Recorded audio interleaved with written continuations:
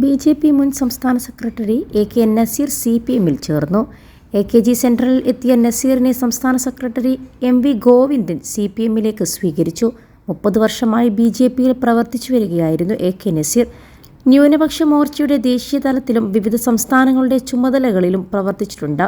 3 വർഷം മുൻപാണ് ബി.ജെ.പിയിൽ നിന്ന് രാജിവെച്ചത്.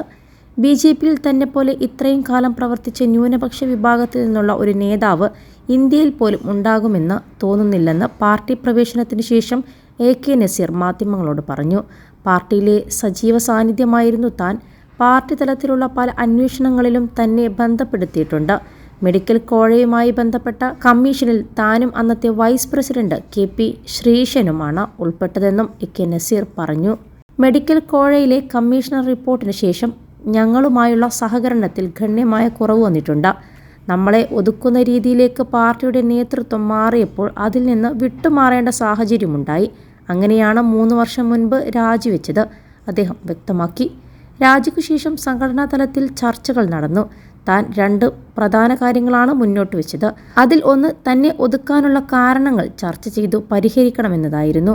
അതിനുശേഷം പാർട്ടി നൽകുന്ന ഉത്തരവാദിത്തങ്ങൾ സ്വീകരിക്കണമെന്നും അറിയിച്ചു. എന്നാൽ അത് പരിഹരിക്കപ്പെട്ടിട്ടില്ല. ന്യൂനപക്ഷങ്ങളോട്, പ്രത്യേകിച്ചും മുസ്ലിം ന്യൂനപക്ഷങ്ങളോട് ബി.ജെ.പി. നേതൃത്വം വളരെ നല്ല രീതിയിലല്ല പ്രവർത്തിച്ചു പോരുന്നതെന്നും എ.കെ. നസീർ കുറ്റപ്പെടുത്തി. +2 ഡിഗ്രി കഴിഞ്ഞവർക്ക് വേൾഡ്സ് ഫസ്റ്റ് AR/VR ക്ലാസ് റൂമിലൂടെ സ്മാർട്ട് ഫോൺ എഞ്ചിനീയർ ആവാം. കൂടുതൽ അറിയാൻ വിളിക്കൂ ബ്രിഡ്കോ ആൻഡ് ബ്രിഡ്കോ. പാർട്ടി അച്ചടക്കത്തിന് വിരുദ്ധമായി പെരുമാറിയതിന് ബി.ജെ.പി. മുൻ മേഖലാ പ്രസിഡന്റ് എ.കെ. നസീറിനെയും സുൽത്താൻ ബത്തേരി മണ്ഡലം പ്രസിഡന്റ് കെ.ബി. മദൻലാലിനെയും പാർട്ടിയുടെ പ്രാഥമിക അംഗത്വത്തിൽ നിന്നും സസ്പെൻഡ് ചെയ്തതായി ബി.ജെ.പി. സംസ്ഥാന അധ്യക്ഷൻ കെ. സുരേന്ദ്രൻ അറിയിച്ചിരുന്നു. ഫേസ്ബുക്ക് പോസ്റ്റിൽ ശ്രീ സുരേന്ദ്രജി എന്നെഴുതിയ മുൻ വക്താവ് പി.ആർ. ശിവശങ്കറിനെതിരെ നേരത്തെ നടപടിയെടുത്തിരുന്നു. ശിവശങ്കറിനെ ചാനൽ ചർച്ചകളിൽ പങ്കെടുപ്പിക്കേണ്ടതില്ലെന്നാണ് നിർദ്ദേശം. മെഡിക്കൽ കോഴയിൽ അന്വേഷണം നടത്തിയ പാർട്ടി സംവിധാനത്തെ നയിച്ചത് നസീറാണ്. നസീറിന് ഈ രഹസ്യത്തിലെ പലതും അറിയാം. കുമ്മനം രാജശേഖരന്റെ അതിവിശ്വസ്തരെ പ്രതിക്കൂട്ടിലാക്കിയ ഈ വിവാദത്തിന് നസീറിന്റെ പുറത്താക്കൽ പുതിയ മാനങ്ങൾ നൽകുമോ എന്നത് നിർണായകമാണ്.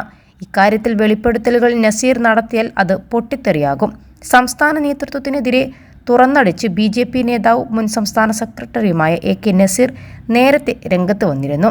ബി.ജെ.പി. സംസ്ഥാന നേതാക്കൾക്ക് സാമ്പത്തിക സുതാര്യത ഇല്ല. പണം സമാഹരിക്കാനുള്ള അവസരമായി തെരഞ്ഞെടുപ്പുകളെ നേതാക്കൾ കണ്ടുവെന്നും നസീർ പറഞ്ഞു. ഇതിന് പിന്നാലെയാണ് പുറത്താക്കൽ. പരസ്യ പ്രതികരണം അച്ചടക്ക ലംഘനമാണെന്ന വിലയിരുത്തലിലാണ് നടപടി നടത്തിയത്. സംസ്ഥാനത്ത് പാർട്ടിയുടെ അവസ്ഥ വളരെ സങ്കടകരമാണ്. പുതിയ നേതൃത്വം ജീവിതമാർഗമായി രാഷ്ട്രീയത്തെ ഉപയോഗപ്പെടുത്തുകയാണ്. തെരഞ്ഞെടുപ്പുകളെ ധനസമാഹരണത്തിനായി ഉപയോഗിക്കുന്നു.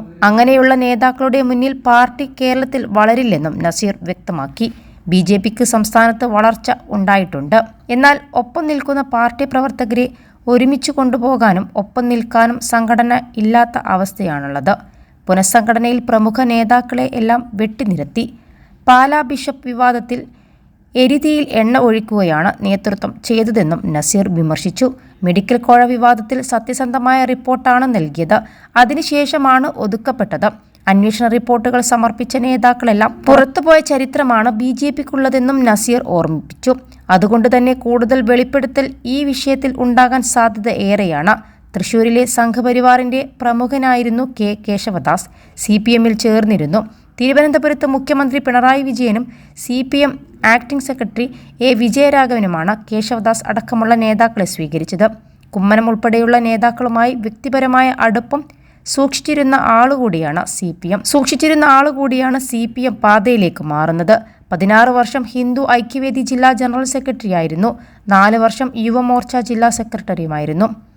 21 ലക്ഷത്തോളം സന്തുഷ്ടരായ ഉപഭോക്താക്കളും 2 ലക്ഷത്തോളം തിമിര ശസ്ത്രക്രിയകളും പൂർത്തിയാക്കിയ മലബാറിലെ ഏക കണ്ണാശുപത്രി അൽ സലാമ ഹൈ ഹോസ്പിറ്റൽ റോഡ്, പെരിന്തൽമണ്ണ.